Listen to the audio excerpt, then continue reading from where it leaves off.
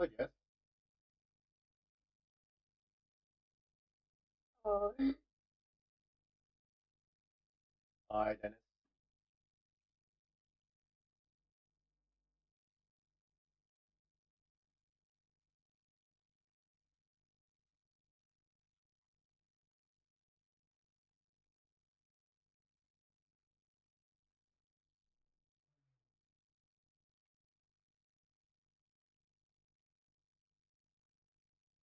Yes, are you playing for Unis?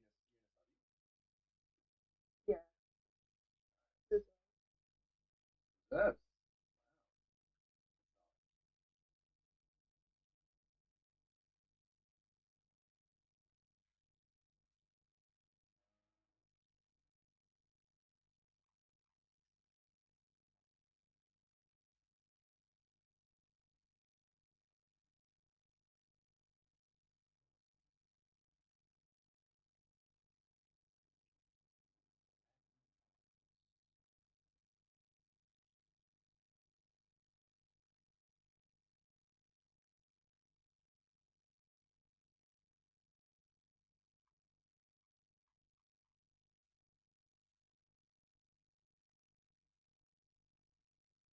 I bought this mic just not even for like anything else. Just for this. just for this. My You're wife. like these lecturers and like tutors at uni. Oh, They buy this like full professional gaming looking headset. And it's just a talk. oh, with the mic. Yeah. There.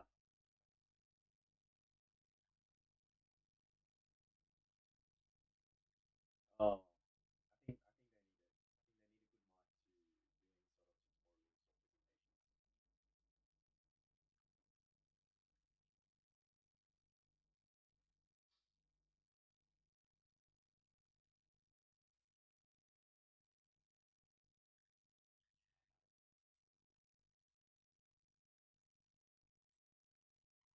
it. Dennis, quick question. How many people are you Sorry, what? How many people are you expecting Probably some. I'm not sure how many they are. They're a bit hard players. to? Oh, no You, problem. I cannot give you that much. Oh, how about now? How about now? Yeah, but it's still not as loud as the other voices that we're talking a while Oh, really? Is this ago. true, Yeah, that's Jess? better. Is this true, Jess? Jess, can you confirm? Yeah, you're a bit. Sorry, this is the first time I'm actually presenting to a group and using this mic. So let me try to adjust.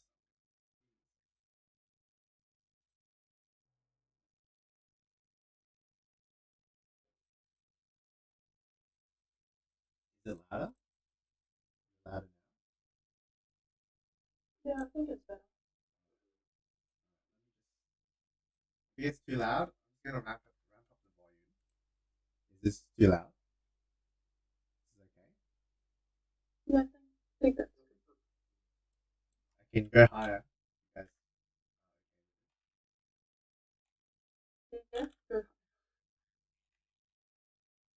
Why can't I go above 20?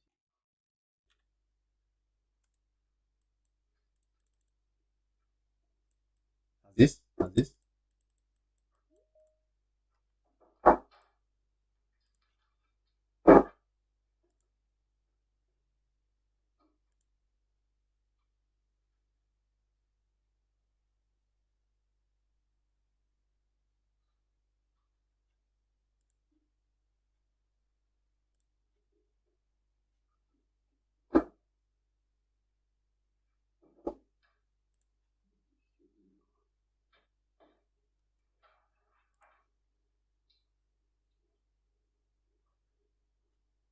Okay. Is this okay, Dennis? Is this okay? Yeah. Can, would you like it to be louder? Yeah, I think that's fine. That's okay. All right. Yep. I will look at the footage Let me just put the mic just next to my face. And then I'll Yeah. talk like this. Yeah. Okay. Beautiful. I got this off eBay. Guess how much this was? $40. Yeah. Not bad. Not bad, right? Not bad. Not bad. Not bad, yeah. You charge your NSWRA with that one. Oh, that's a good point, Dennis. That's a good point. I will ask for that maybe. No, but like I feel like this is a good. It's a good asset to presenting or doing any sort of workshop. How do I want to try this?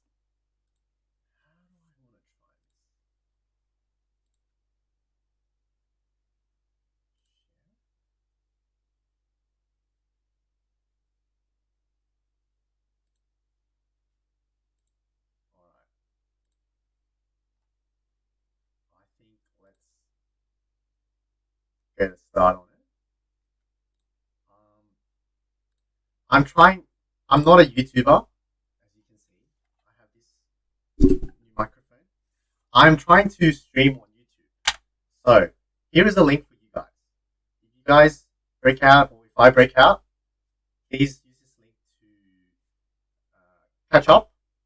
If you guys miss out on anything, feel free to go on that and revisit anything that we missed out. So let's get a start on it. My name is Layman. I am a referee. I run the courses in the New South Wales Volleyball Referees Association. I have been assigned to present this score sheet workshop today.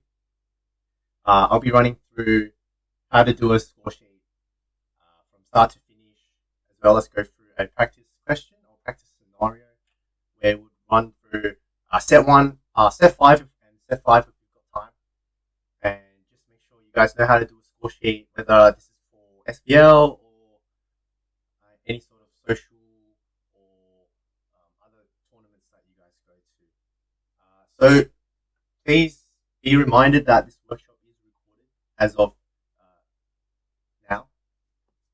If you do wish to ask any questions and you don't want to be recorded by your voice or your camera, please type in the chat. I have two screens, so this screen I'm looking at right now is the one that's being recorded. Also the one that's being shared at the moment, as well as I have another screen here where I can look at the chat.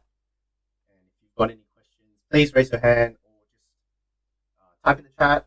I'll look at that screen constantly as well for questions, and I'll answer them along the way. There will be people coming in and out. If you can hear that sound, don't be frightened. This is just people coming in. Let's get started. Sorry, one more thing before we get started. If you have any questions, feel free to stop me anytime. I don't mind anyone having questions. The more the better. The more questions you have, that means you guys are thinking. You guys have things you want to ask, and it's a good thing for you and me. So, as a pre-match responsibility, we want to fill in the location, date, time, and the match of the match. This is really specific for SVL per se, because the location, the date, and the time is already pre-filled. Your job is just to double check that these things are correct for your match. You don't want to be doing duty for another team who's meant to be doing duty. The score sheet might be printed wrong. If they are, raise this issue with your first rep, and they'll deal with it. Another responsibility is to fill out the names of the first, second, and the scorers' names. It's not mandatory, but the sooner you fill these out, the more efficient your games are. The less time delayed at the end of the match, just writing everyone's names. Third point is, if not pre-printed, record the starting players' names. The names of the team should be pre-printed. Your job is to just let the coaches write the numbers, add any other players, cross off any players starting from the 8th to the 12th row, and change any other aside from the top 7 for SPL specifically.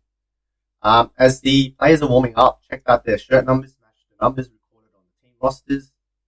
This is just a attendance check.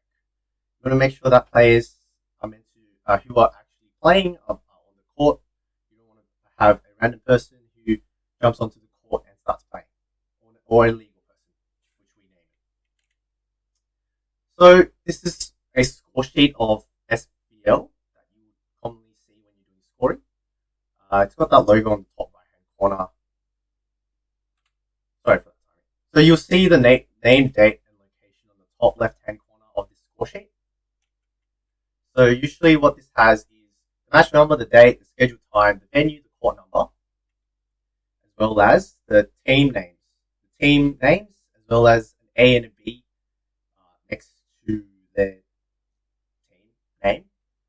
This isn't so prominent in that example, but if you look at it here, you'll see that is the case. I'll talk a little bit about that later, why we have these little empty spots. Let's move on.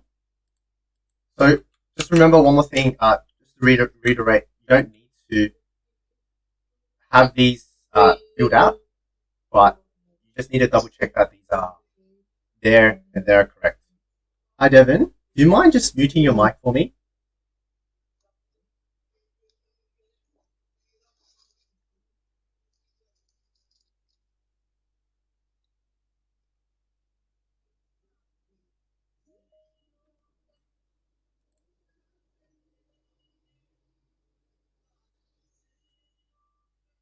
Moving on. No, no, you can mute everyone else. I'll mute everyone else. Oh, thank you. Okay. All right, let's move on. So the team roster. You find the team roster on the bottom right hand corner. This team roster is very crucial as it determines who is meant to be on the court and who isn't meant to be on the court. I had so you have 12 spots to fill out the team name. 12 spots to fill out the player names here on each side. You have a row. You have a column for one of the teams, and you have another column for the other team. And then the subsequent 4 rows is the team officials.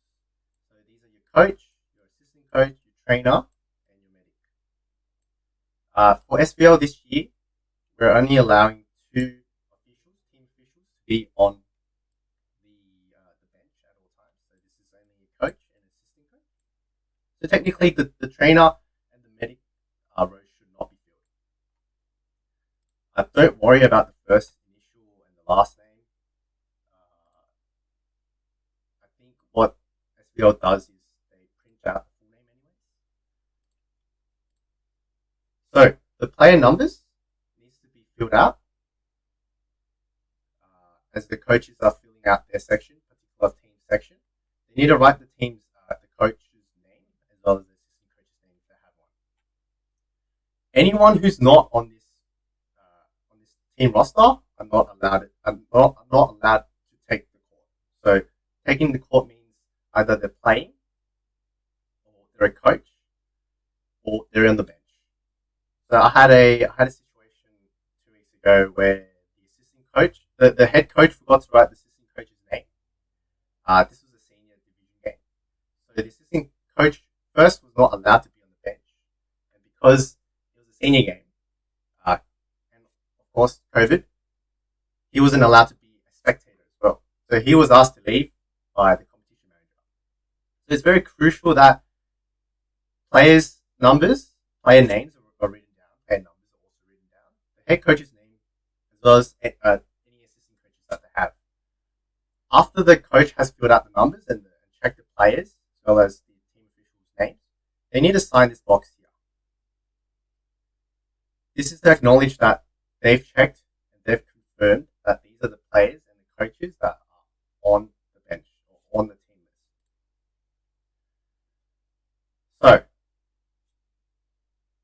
at the toss, so team minus 13, first referee will blow the whistle to have the captains do the toss. first referee does the toss. The results are, for example, in this situation, Japan will be serving from side A.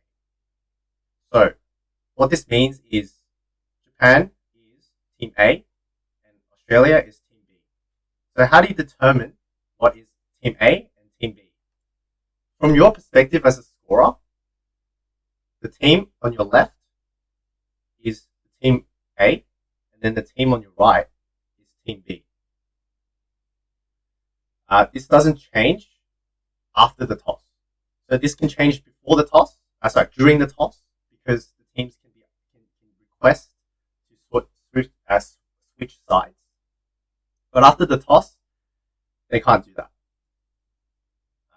After the toss as well, make sure that the captains, if they haven't already, they sign their respective section.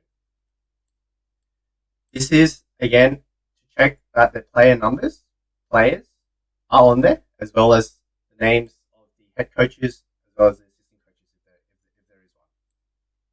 After the coach and the captain have signed their particular section, there can be no modifications allowed to be on these team rosters.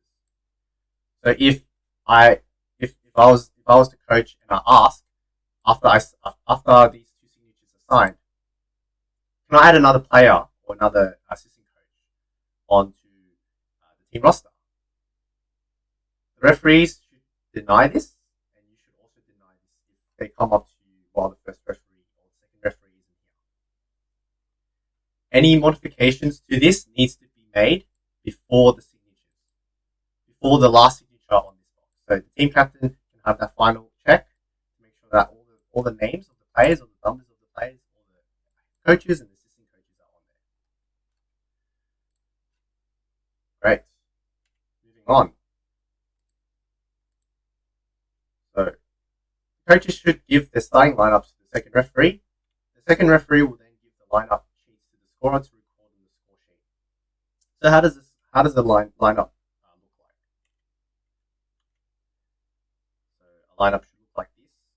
We aren't playing FIVB specifically, so it wouldn't have this logo, but the general layout of this lineup sheet should look similar to this. So it should have the set. The number on the set is arbitrary, so they need to fill that out as well. So either 1, 2, 3, 4, 5. They need to abbreviate their team name. So if they're UTS, they write UTS. If they're UC, they write UC. If they're UNSW, they write UNSW. The Aces, they write Aces. If they are Westside, they write Westside. So you have going down. There's a libero number. So if they don't have a libero number, then they can't play a libero. This is the same sort of documentation as the score sheet. Anything that's not filled in does not get recorded, and thus does not get played. Looking at these Roman numerals here, they signify position 1, 2, 3, 4, and 5 and 6. These are the starting lineups for this team, Japan. So 8 is in 1, 12 is in 2, 2 is in 3, etc. The last thing that the coach needs to do is have this signature here. This confirms, like the team roster, the signature confirms that particular list or documentation of that particular set.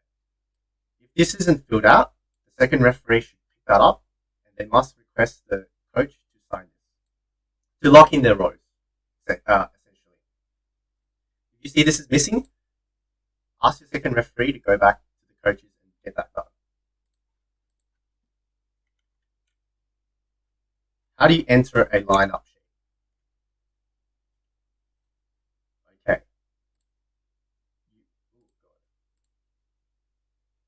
Right. So on your score sheet, under the team A, so Japan was team A, you should have Japan here, and you would just follow the Roman numerals and say 8. One more thing beforehand. Before you write up these lineups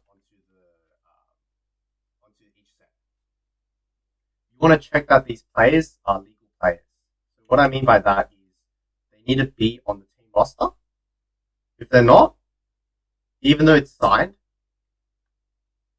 if it doesn't cause too much of a delay, get this back to your second referee and say number 12 is not on the score sheet. And then the second referee will go up to the coach and they'll ask, hey, number 12 isn't on the score sheet. Did you make a mistake? Errors like this, which doesn't cause a delay, too much of a delay, is acceptable. So maybe they were meant to write a 3 instead of a 2. Sorry, a 3 instead of a 2, but they wrote a 2 because they were in a hurry. Reasonable, we're human, we make mistakes, referees make mistakes, coaches can make mistakes as well. So it's okay. You just need to check that these players are on the score sheet, are listed on the roster, and they're legal players to be played. Then you would go here and you would transfer them onto the boxes, the starting rotation boxes of that team. Because Japan is Team A, you write this under Team A, and you're going to make sure you write the libero as well. So remember to check to ensure that all numbers on the rotation sheet are recorded in the team roster list before writing the numbers into the rotation box.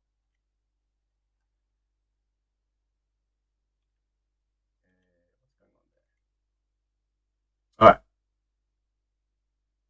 After the toss, you want to go back to your score sheet on the set 1 to start with, and cross off the one that they're going to be doing.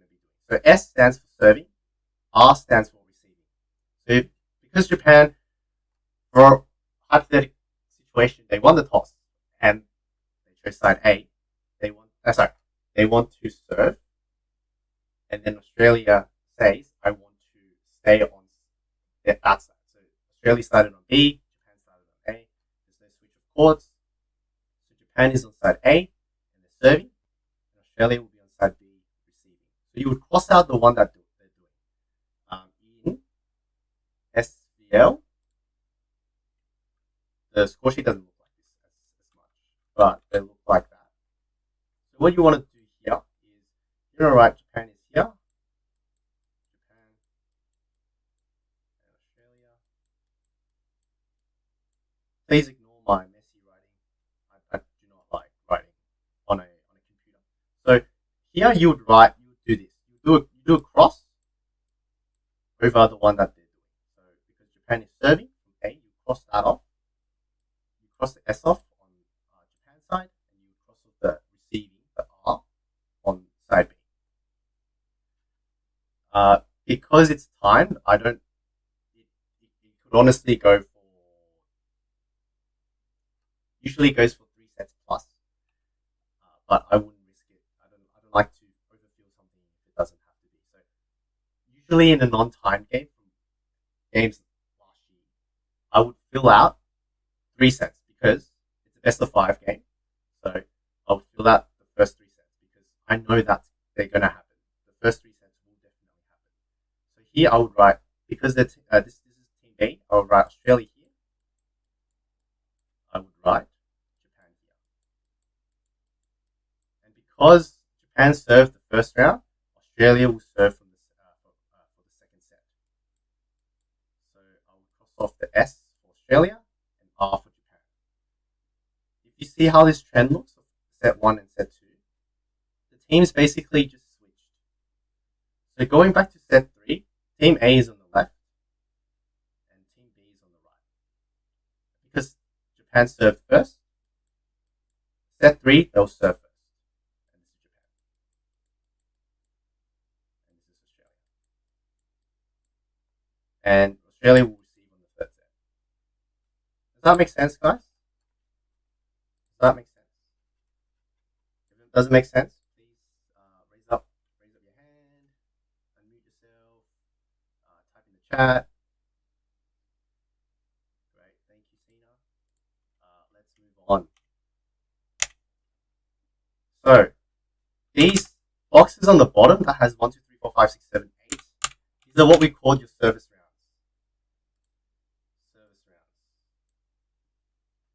So these are probably the hardest concept, the hardest part of the score sheet to understand.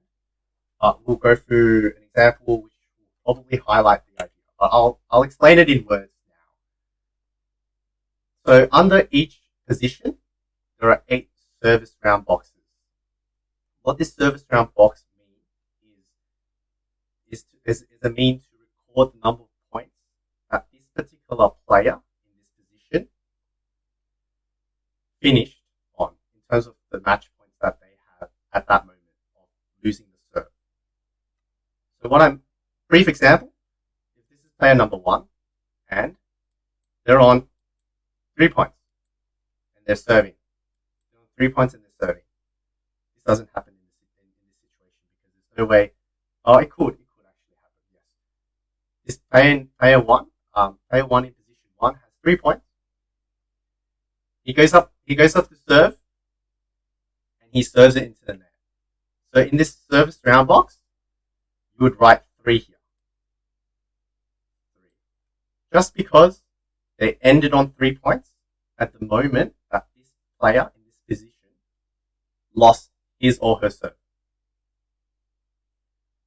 You then go to the other side, you give the other team a point, and then you cross off this little number. We call this crossing off the number opening the box.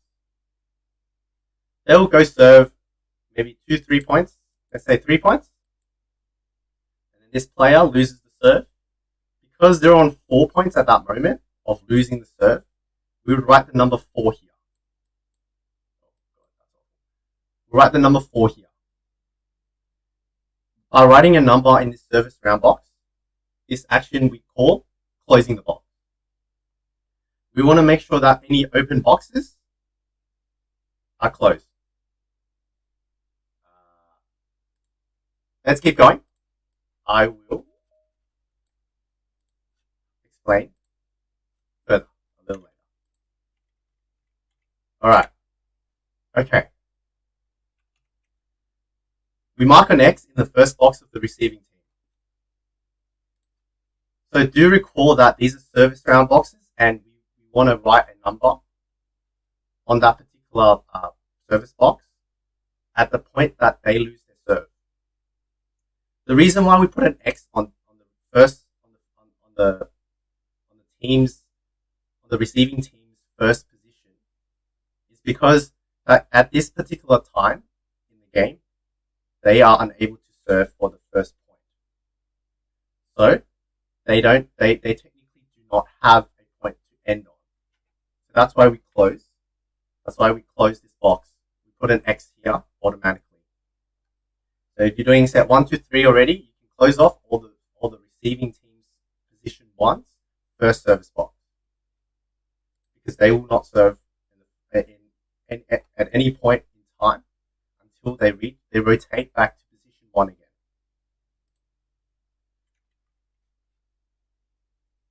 You're going to record the actual start time of the match. At SVL, you're either 8 o'clock, 10 o'clock, or 12:10, 2:30 or so. Anyway, if the match time doesn't actually start on that scheduled time, if it's off by 1 or 2 minutes, don't worry about it. If it's delayed by like 5-10 minutes, then you want to actually write the actual start time. Just because there might be some sort of reason why it's delayed. Is it a net change problem? Is there a port deformity? Anything? Write the actual start time and then you write in the remarks what happened. I'll go further into what the remarks are later. So let's keep score. Alright, player number 8, team A goes back to serve. You would place a tick over the small number 1 in the box under player 8. This is to confirm that they are the correct server. So this is our action of opening the box. So we've opened the box. We've checked that they're the correct server. Alright, team A scores 3 points. You would cross off the points using a single stroke as the points are scored. And then team A loses the serve.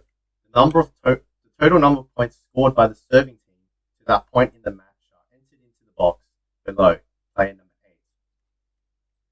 So simplicity sake, because they're on 3 points at the moment that number 8 loses their serve, you would write 3 to close off the box. You jump over to the other side, and you give the other team 1 point. You go and see number 6, rotate to position 1 to serve. You will then open the box. Team B scores 4 points. You cross off the points using a single stroke. 1, 2, 3, 4. And then let's watch as this process continues between the two sides. So we're assuming that they lost after the 4 points. So because they're on 5 points at that moment of 6 losing the serve, you would write the number 5 here.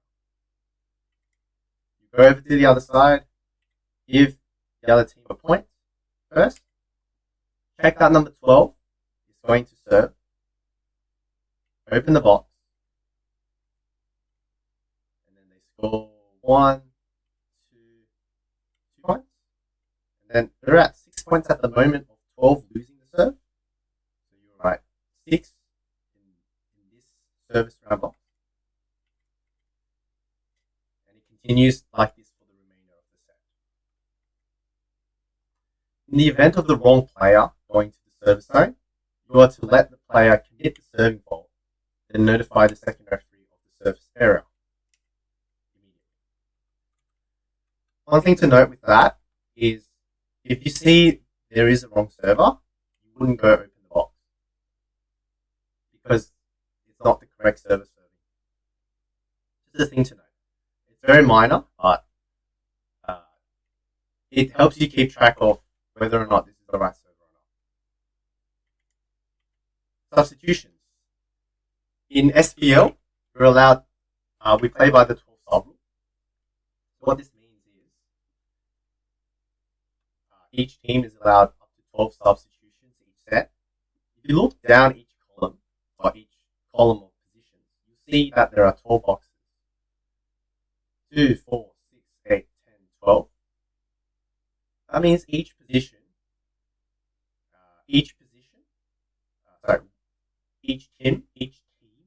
are allowed up to 12 substitutions. They can go up to 12 substitutions for one position if they wish. With 3 entries limited for each person, for each player. That's inclusive of their first entry on the starting rotation. Let's have a look. Player number 9 for Team B approaches the substitution zone ready, and the second referee blows the whistle. First thing is to check the team roster to see that player number 9 from Team B is eligible to play and enter the court. So remember that the team roster is on the bottom right hand corner. Check to see that player number 9 is listed here. If they are, raise one hand to signal that the player is eligible to enter the court and play. If not, communicate this to the second referee, informing them that substitution is illegal. So how you can communicate this to the second referee if this substitution is illegal is just shake your head. Just shake your head. Just shake your head. Usually, if the second referee doesn't understand, then you can just say it's an illegal sub. Just be as obvious as possible. Usually, there's less room for error in this particular situation of SVL because they don't use paddles.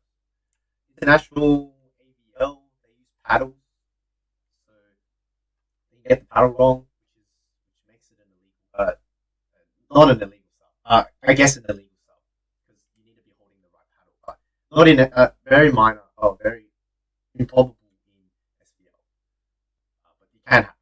So just make sure that if it's A, legal, perfect, got one hand, nod your head. If it's B, not legal, then you shake your head. Or you can scream out illegal sub.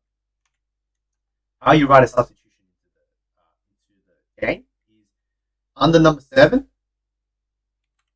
So under number 7, you would write the player number 9 here.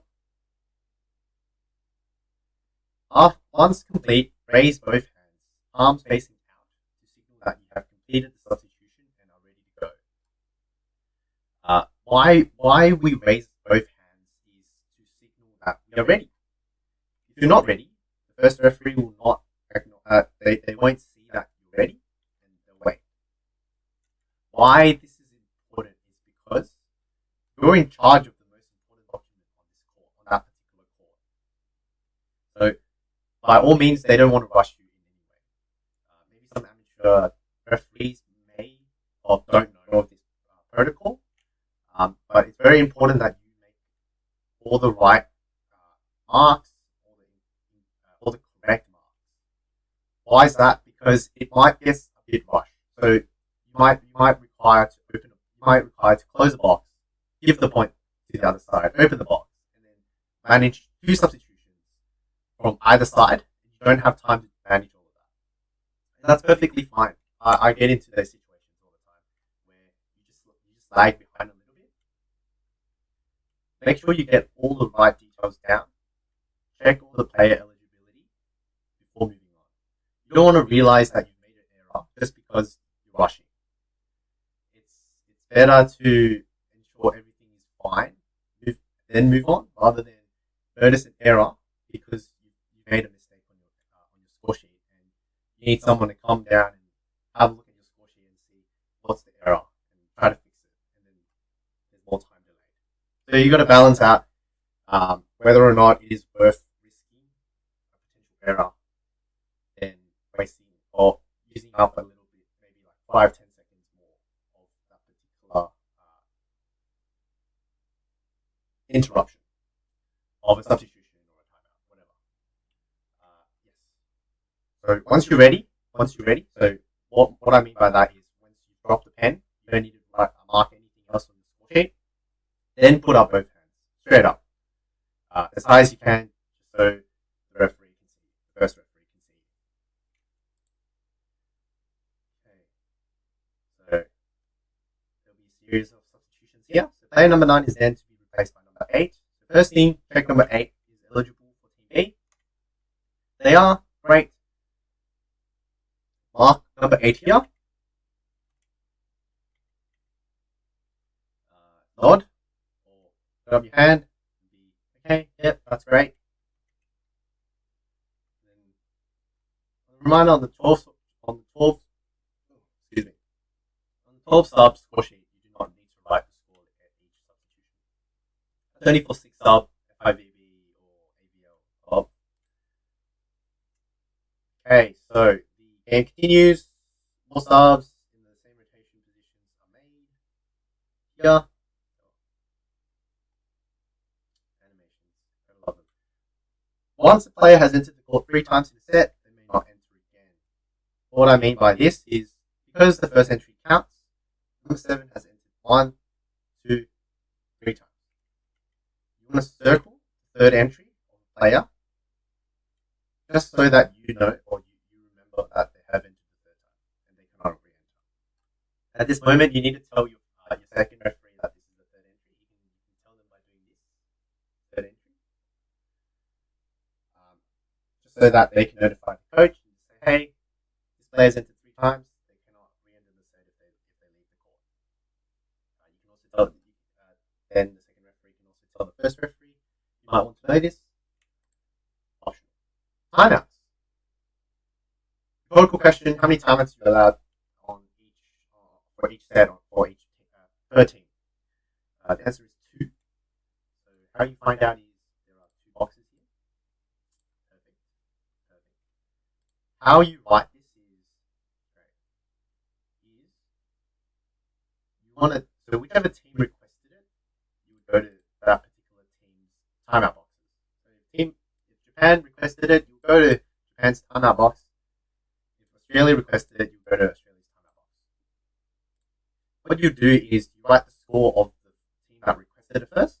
So if it was Japan, you would write the score at which Japan called the timeout, and then Australia. If Australia called the timeout, then you would write the score of Australia at the point of the timeout, and then you write the score of Japan.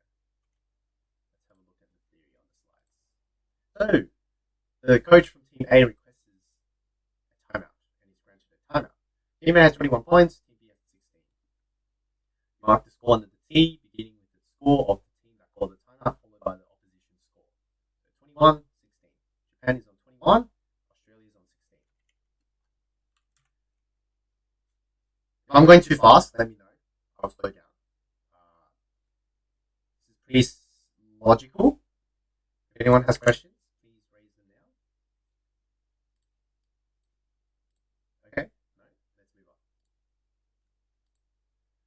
okay, the set is over. First thing you should do is this signal. Sorry, let me move back a little bit. So this signal. This signal signifies that it's end of match. The reason why you need to do this is because, as I said, you're holding on to the most important document on the court.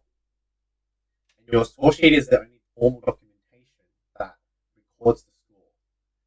So if your score sheet says 24, but your flip says 25, it's your score sheet that is forward.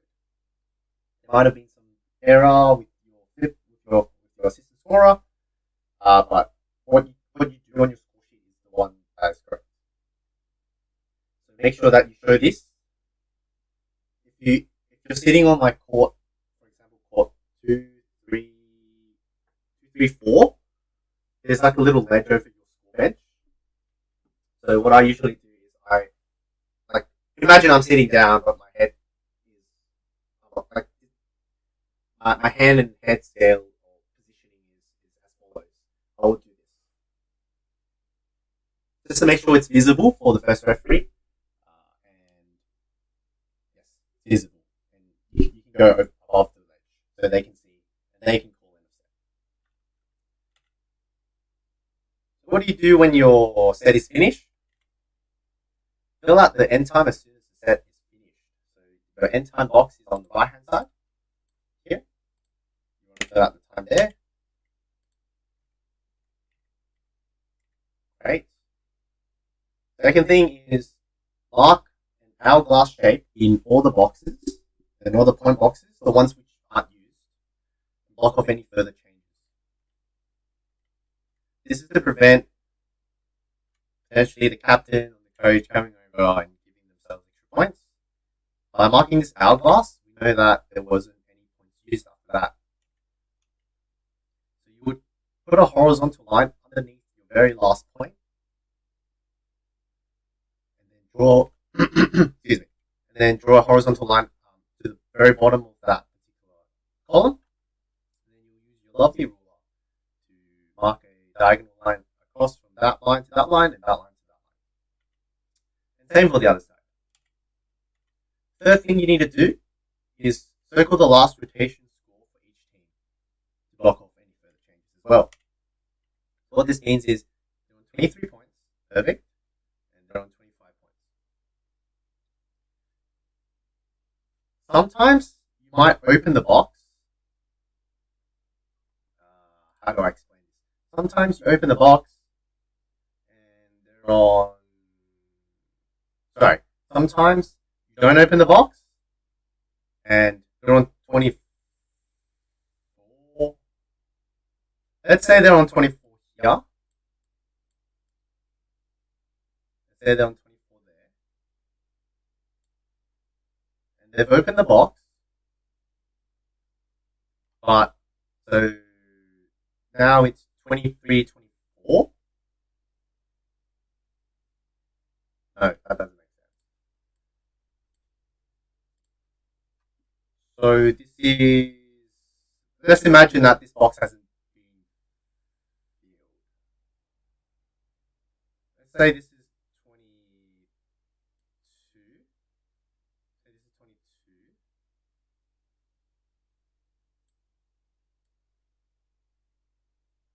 That box hasn't been filled. Imagine there's nothing there. He's serving. So the score right now is 22-24. 22-24. And he's serving. We open the box. Great. Team A loses the point. So the score now is 22-25. Sorry, this is still 24. Sorry, this is 24. I've opened the box. Imagine there's nothing there. Sorry, I can't white out. But just imagine there's nothing there. So they're on 22-24. I've opened the box here, but they lost that point. So that doesn't make sense.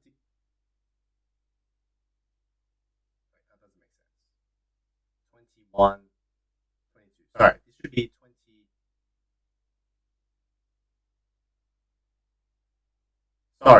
Sorry. little bit confusing. Let's explain again. So they're on 22 there. So that means if they get the next service here, they must have gotten 23. So they're on 23, 24. So this is match point. After this is match point. Or set point, sorry, set point. So 22 here, they're over the box. It's blank here. They're on 24 here. They lose the point, and now it's 23, 25. So in this box, you would write 23 as normal because they've ended on 23. After losing the point, they're on 23. So you open the box, you write 23.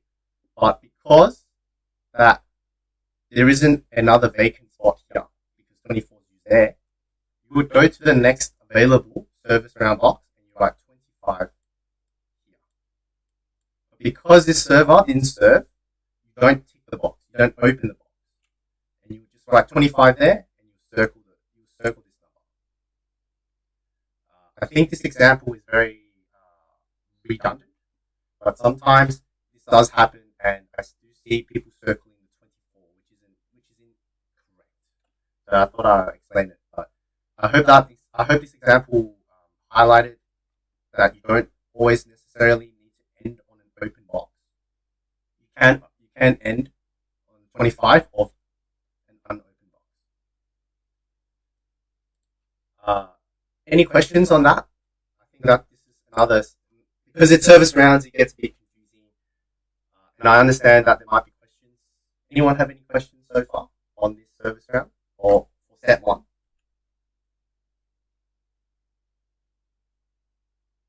No? Okay, let's move on to set 5 and then we'll quickly take a break.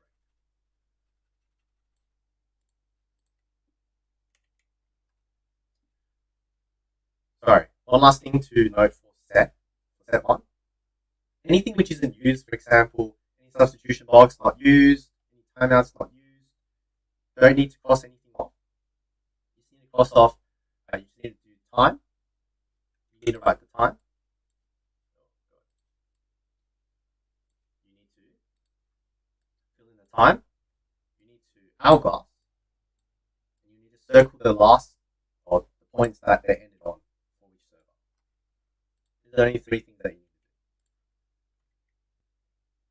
Recording sanctions. The sanctions are on the bottom left corner. There are 2 types of sanctions. I'll quickly go through them. One is delay sanction. So this one is when you try to purposely delay the game. It's recorded as the letter D on the sanction box. You're only allowed 1 delay warning, and any subsequent delays are delay penalties. So yellow card, nothing big, no problems. Red card constitutes a point to the other team. And there's a thing called a misconduct sanction. So this is either rude, offensive, or aggressive behavior. This is usually towards a particular player or a official team staff. So either a coach, assistant coach, trainer, medic. And you abbreviate either the play number or the first letter of their role onto the sanctions box. So similar to delay warning, you're only allowed 1 misconduct warning. Any repeats of the same misconduct by the same person are misconducts of the next level. So what I mean by that is if one player gets a yellow, all the coaches, all the other team staff, as well as all the players, suffer from a penalty sanction subsequently. If they have a red card already, if they have a penalty under their name, if they commit the same misconduct, at the next stage of sanctions. So this will be an expulsion.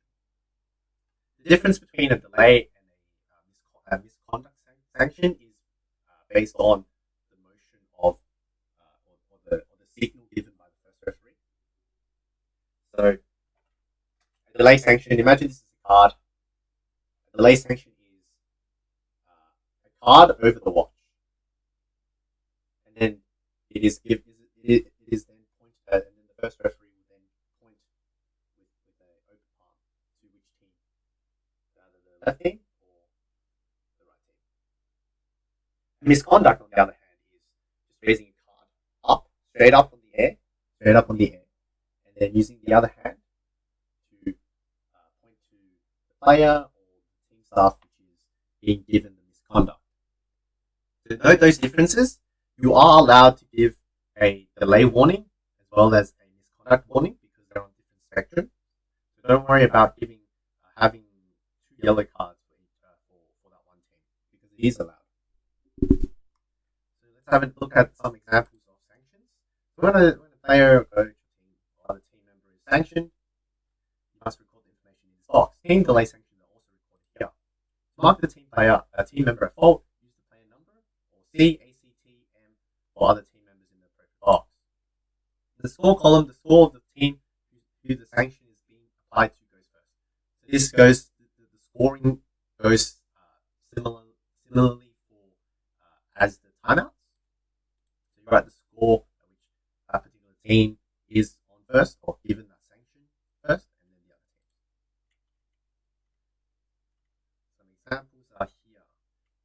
Delay warning given to team B, you write D under warning.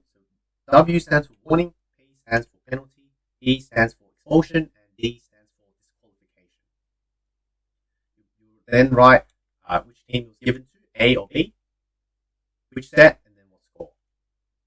Some other examples are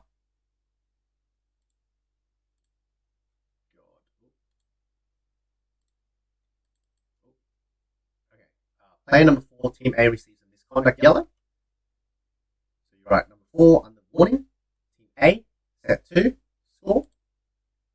Coach from team B receives a misconduct yellow. You write C under the W because it's a warning. Yellow card is a warning. B, team B, set 3, score. Coach team B receives a misconduct red. Then they'll go C, penalty, what team, what set, and score. An important thing to note is a point that is scored as a result of a red card penalty is recorded by circling the point, not by ticking it off. So imagine the other team got a sanction red card at 22-14. Then the next point is a circled point, not ticked, just circled. Quickly with the fifth set. The fifth set is slightly longer because there is this change of side. The change of side just helps us to visualize which team is on which side. Nothing else. That's all it takes, really. So initially we'll look on the left 2 sides because that's the starting team.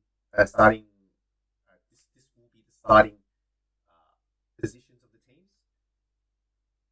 So the first referee will come down from the stand, do the toss, and then they'll tell you where the teams are going to be located as well as which team is going to be serving or receiving. So just like first set, whichever team is on the left will be on your left. So unfortunately, because this is not a SBL score sheet, we'll have a quick look at this one. You can notice that the team names and the bubble here or the circle here is blank. This is for the situation where A does not go to there. You can see that A, B, B, A, B, B, A.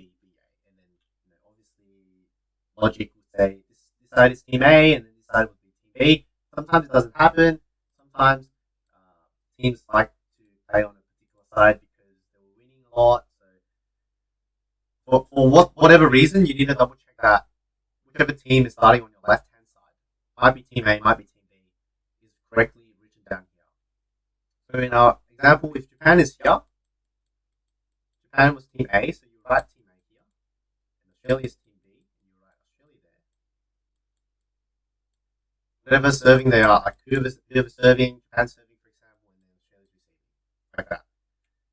And then you can start filling out this side as well, because how this works is the team on your left will rotate to your right, and then the team on your right will rotate on your left. So how we look at this is we initially look on the first 2, we ignore this side for now, and then once they do the once they switch sides, you ignore this side and you just look at this side. let's have a look at what's on the slides, and then I'll answer any questions if you guys have any. Okay, so we all decide first. Some differences depending on the toss. You would have to fill out the team abbreviations, and then fill out A or B depending on which side of the court the captain chooses at the toss prior to the start of the fifth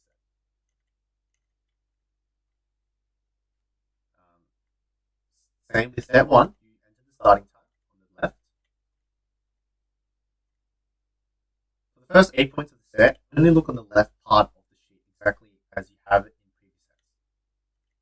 So because imagine Shirley's receiving, player number 9 in position 1 will not be serving, and as a result, we don't write a point in there, and we just put a cross in the service round box, in the first service round box. There's rallies going on, great. Rallies. So if we can have a look here.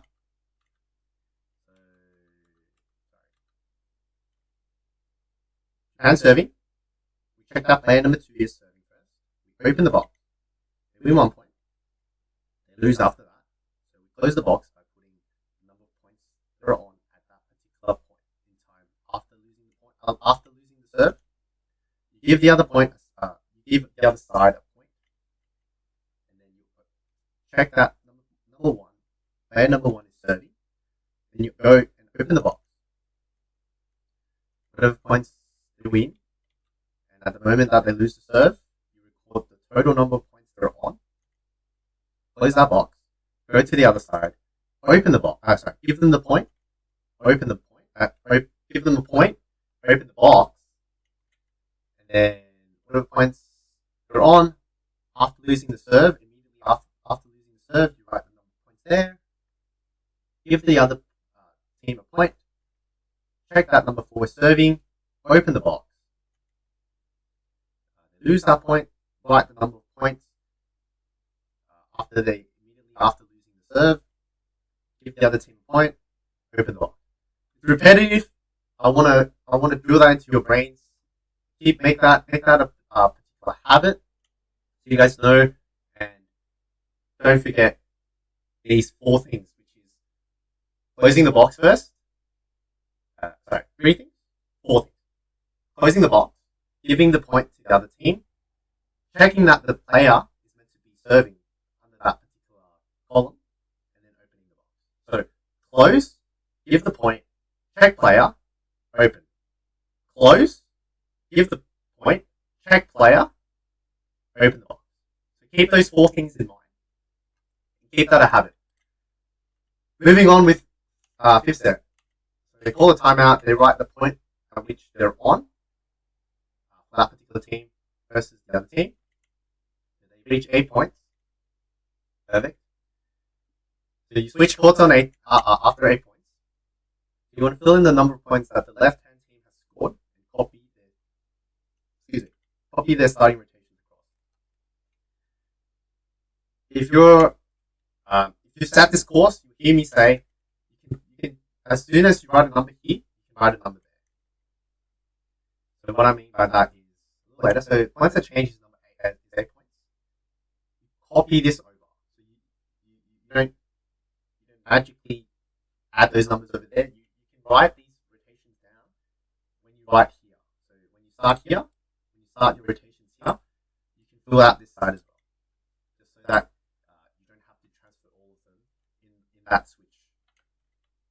You also do all of these changes. So it's not A, it's A. You move the libero. You also move the service rounds, as well as all the subs and the timeouts. After that switch, you can ignore that left side now. And after that, you can ignore that left side and you can focus on this right two box, the middle box and then the right box. And then you continue the game as it is. We give the point to the other team, we check the player serving, if it's right, we open the box, and then we repeat. If there's a sub, we check the player roster, check out the eligible, then we record the sub. If there's a timeout, we record the timeout. Correct. Results. You'll find the results tab, bottom of the page, score sheet. Start by entering the team names. T stands for timeout.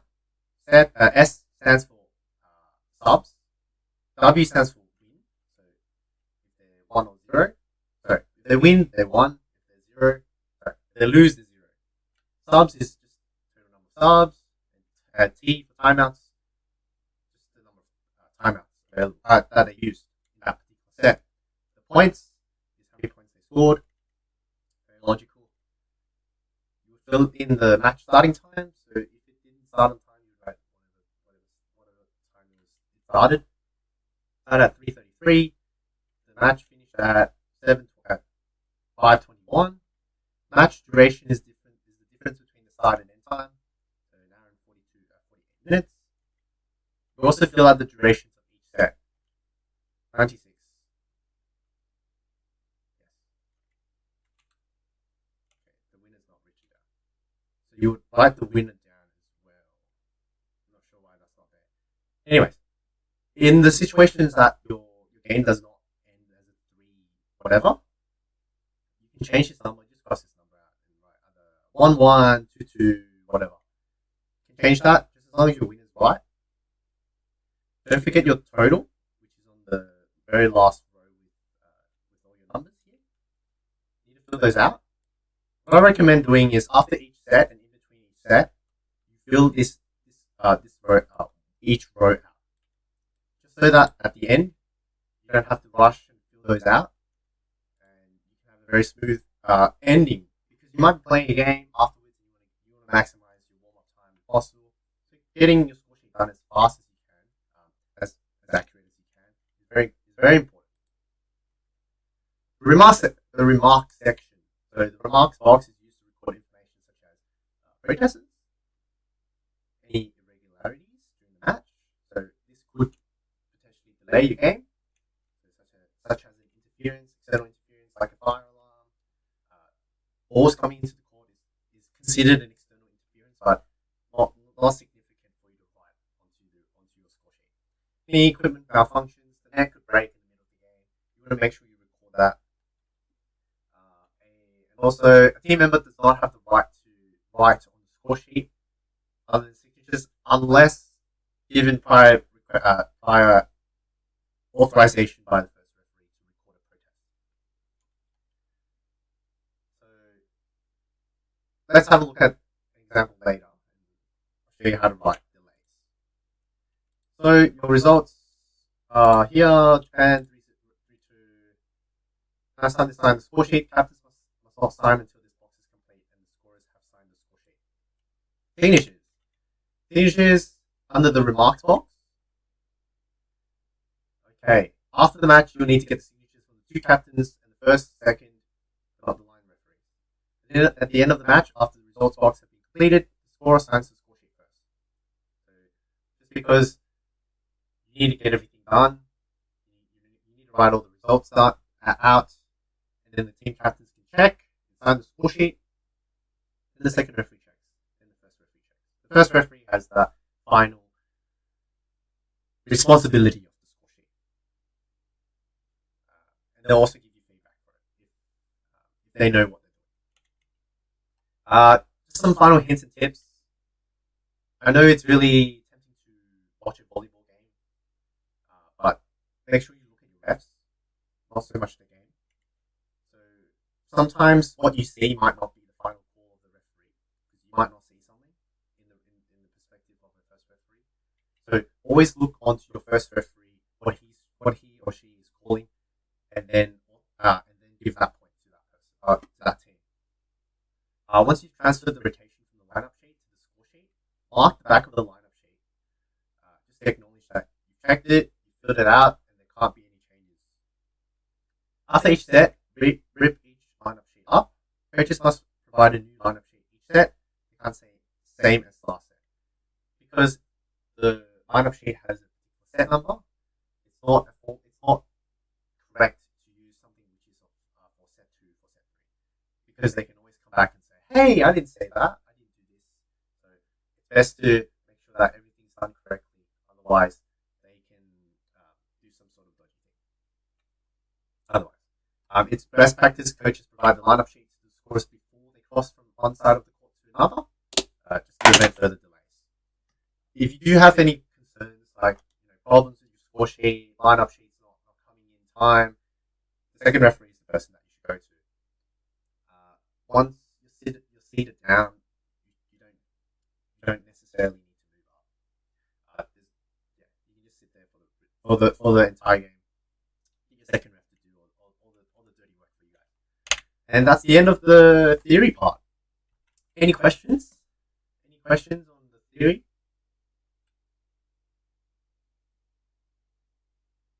No? Okay. Great. Oh. Raymond, Yes, Dennis. just a clarification, because the libero, we have to write the two numbers. He has two different types of shirts for the main shirt and the libero shirt, right? We have to write those two numbers. It's only so for premiers.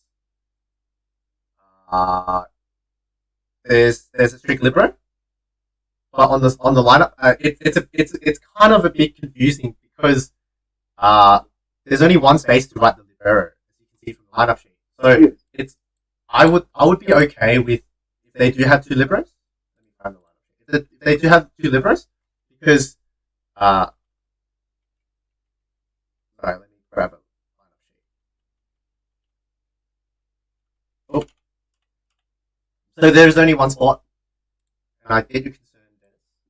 This is usually the starting libero, and because these are for international games, and the liberos are predetermined, I wouldn't have any problems with them writing two liberos if they do have two liberos.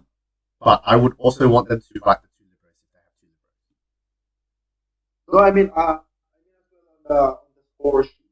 On the score sheet. Like I'm a libero, and I have two different shirts. Oh, two different shirts. Those two shirts are different numbers. Right. Okay. So you should be only playing one number. Whichever one is contrasting with the remaining team's numbers. So you should only write one number. You shouldn't need to write two numbers. You shouldn't. You cannot write two numbers. You can only write one number in that box.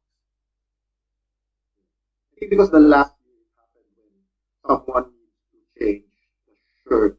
So I'm a libero. Yeah. At the start, my number is, let's say, number 10. Yeah. And on the second set, I'll change to a number 12, which is the main color of the shirt. Before the start of the game, does the scorer have to write those two numbers on the lineup? Because I think it was not permitted last year. I'm not sure what happened last year, but I think it was not permitted to change the shirt anymore. The number anymore because the number is not listed. The main number is not listed. Only the libero number is listed on the player. Yes. Yeah, I understand your situation.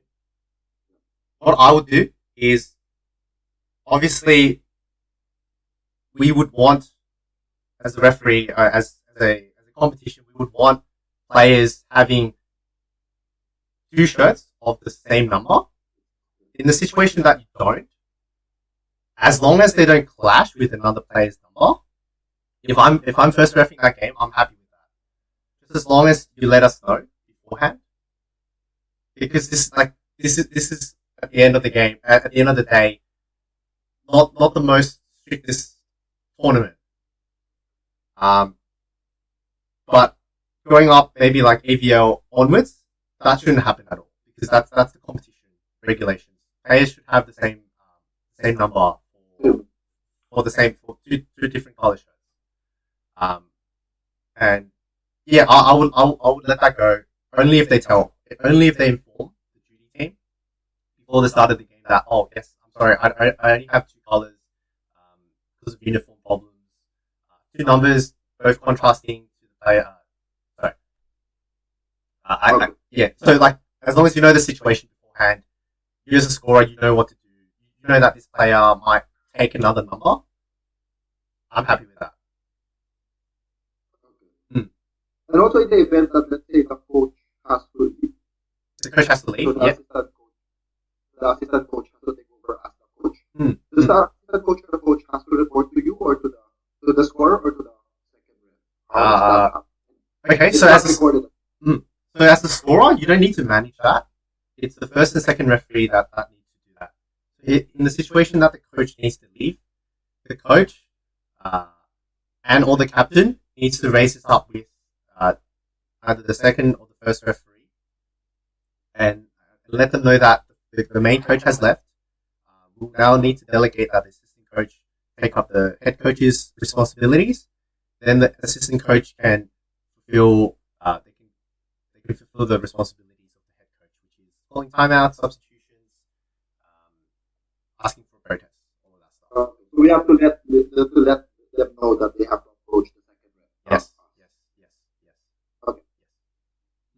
Thank you, Dennis. Thanks for your question. Very informative. Sina, did you have a question you want to ask? The only question I have is about on the left side of the set, they have service round. Yep. So the first, second, third. I don't know how to do that or how it works. Okay, so you start off. So if you manage to catch what I've been repeating over this workshop, so these service rounds just is a way of recording how many points this particular server or this particular player has won. So for example, if I have, it's not so much for us per se. I think it's more for like a coaching aspect. I never knew what the reason is, but it needed to be done. It might be like a technical thing for competitions wanting to know how many points they've won, to do massive statistics. So let's say like let's say they're on 2 points here, and then on 2 points there. They're receiving 2 points there. Okay, I give a point to them first. I open the box. I check player number whoever's in this position. If they're serving, I open the box. If they win 3 points, and then they lose the point, then I would write the point at which they have lost the serve. The total match points for this particular team when they've lost the serve. So I'll write 6 here. So this way, you can see there's a difference here. There's a difference of 4 points here. Because I know that there's automatically a point that's awarded to this team before this server, I know that this particular server, has served and won 3 points. Right? So 1 plus 3 gives you 4, yeah? So I know that this server has won this team 3 points during this rally. Sometimes it might have a 10 point lead, 10 point rally. It looks great on statistics. But this service round just records that. So after the first row is completed, you go to the second row and you complete that. Does that make sense, Christina? Yeah. We'll go for an example, and we'll hopefully make that more understandable for everyone. We're a bit short on time. We're going to push on for another 20 minutes if everyone's okay. If you need to go to the bathroom, quickly do that. If not, stay here. We'll start on the example, just because we're a bit short on time. Okay.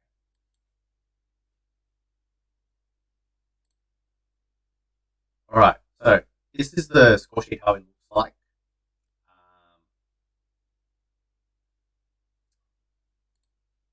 Let me just open a...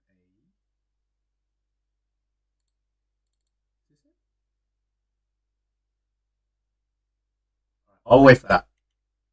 So this is going to be an example. This will be an example.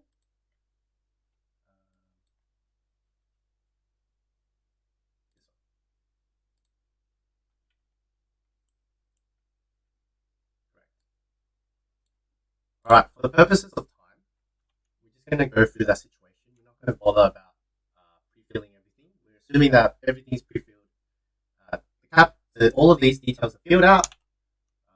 You're you're in your situation, you're ready to score. The coaches and players filled out the team numbers, names. This is the team roster. Toss. We know that 17 is the captain from Australia, so we want to circle the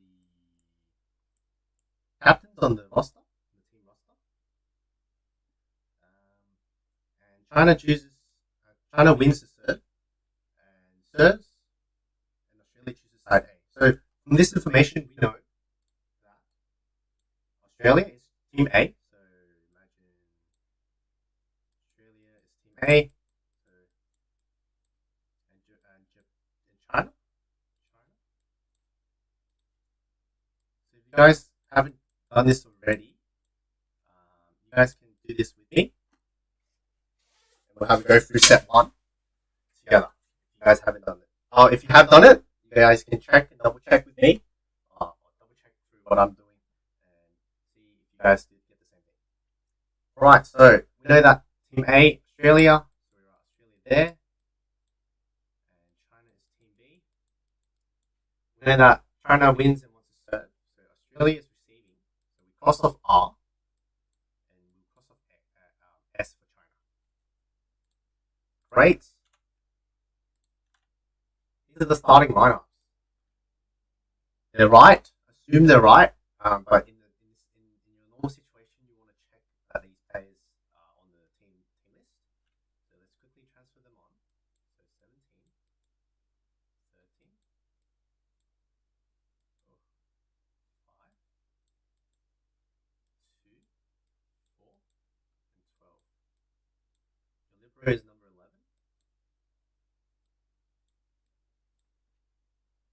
And China, 13, 8, 15, 9, 3, 1. So, Australia is receiving. So, whoever's in position 1 cannot serve on their first rotation, on this particular rotation. So, you put an X on the serving. Alright. This is the situation. The referee blows the whistle, authorizing the first serve at 7:13 p.m. We usually write in 24-hour time. So we write 19:30 here. Game was delayed due to previous game ending late. Because this game was delayed significantly, this game was originally posted at 7 p.m. We write in the remarks, game. I will not write this down. I will show you the answers. What I've done. So we write here. Game started late due to previous game finishing late. Something like that. Something like that in the remarks section, just to signify that is good.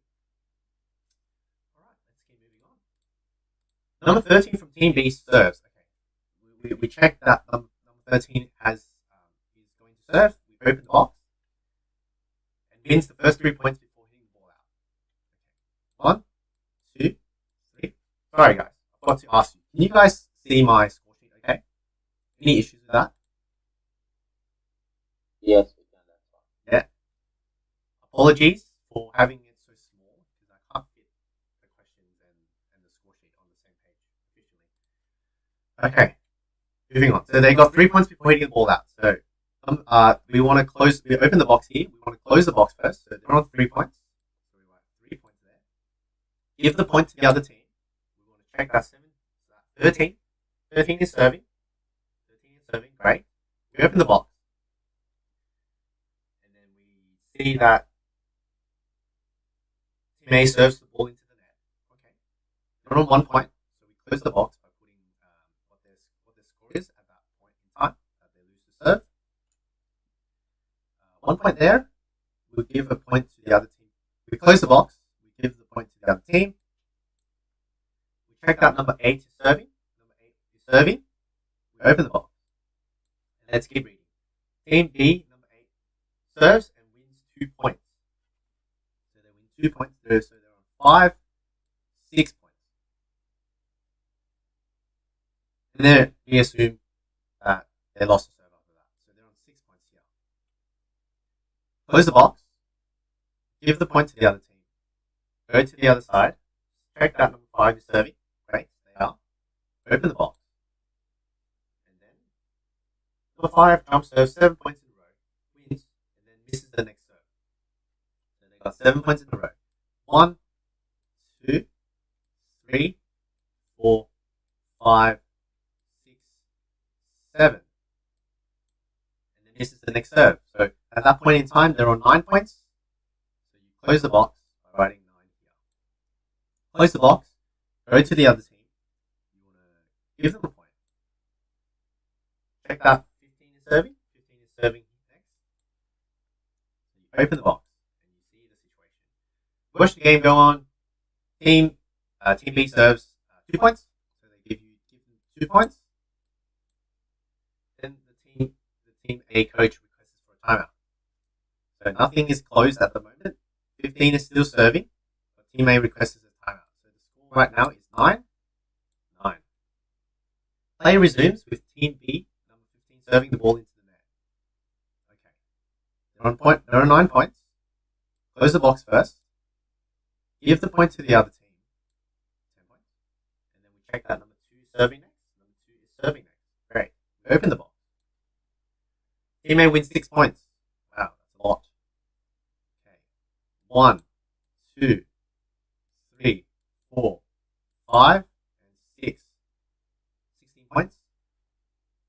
And then Team B's coaches request for a timeout. Okay. Don't close that yet. They haven't finished. So the score is 9-16. At the end of the timeout, Team B's player, number 5, steps into the substitution zone holding a paddle number 5 in the air. Everything is stopped. The second referee makes contact with you as a scorer, and you confirm this is illegal. No. The second referee waves Team B player number 5 away. What should you record on the score sheet? The fact that the second referee blows the whistle, or the fact that number 5 has stepped into the substitution zone, indicates that the second referee must have blown the whistle. This means that the second referee has stopped the game. Everyone stopped. And this is the delay. And the first referee should authorize that sanction as a delay sanction. And then what you write in the sanction box is you write a D here. It was given to Team B.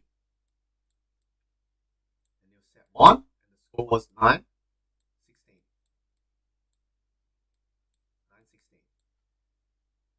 Moving on. Play continues with Team A, number 2, serving 3 more points before Team B wins the point.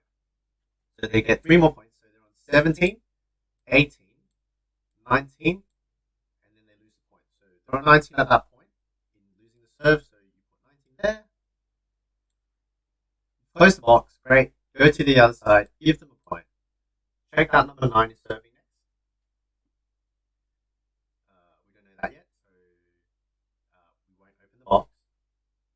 This time, Team B, number 5, carrying paddle number 3, and Team B, number 17, carrying number 15, enters the substitution zone. The second referee allows us up. Alright, so here we write 5. We check the player eligibility first. If they're good, we fill out that. And then 15 for 17 for 15. Great. So the set continues with Team 9, Team B, number 9, serving 3 points. So Team B, player 9, is serving. So we open the box. Great. They serve for 3 points. 3 points. 1, 2, 3. Before Team A attacks the ball and wins the point. Great. So we close off the box first because we know the point. They've lost the point. So they're on 13. 13. We don't know the next server yet, so we don't open the box on the other side. Oh, sorry. We give the point first. We give the point first. Yes. 20. And then Team B requests for a double sub. So I'm assuming it's the one that they've requested previously. So moving on. So Team A number 4 is serving. Team A number 4 is serving. Great. We open the box. Serves the ball badly at ball and misses badly. The serve hits the coach of Team B in the face of the sideline. Team B's player number 1, angry at his coach being hit, yells through the net at Team A. The first referee calls the Team B's player 1 and holds up a yellow card. The referee indicates to player number 1, Team B. Right. So Team B is given. So you write player number 1, warning, because it's a yellow card. Team B, set 1, and the score is now 13-20. 13-20.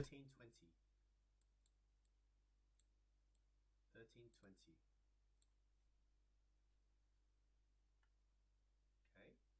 Team B's coach sends player number 6 holding paddle number 15 and 7 holding paddle number 1 to the substitution zone. Referees allow this up. Okay, sorry. One thing we've got to do is close up the box. So that score isn't right. That score is not right.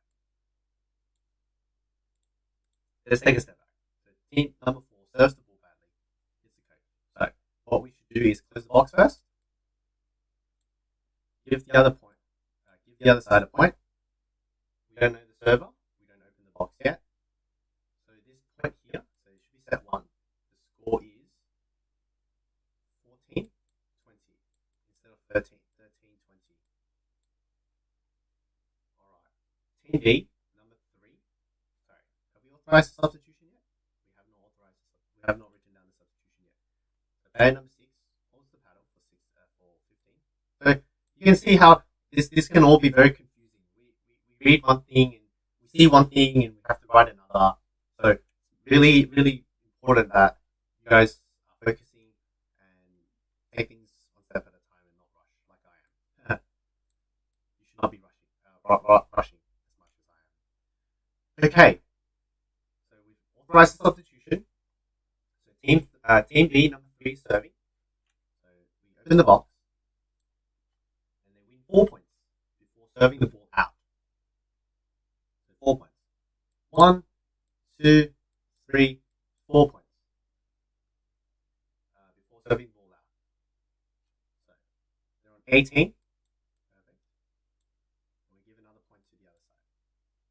Teammate 12 serves and wins 2 points. So we open the box first and we give them 2 points. So they're on 23 right now.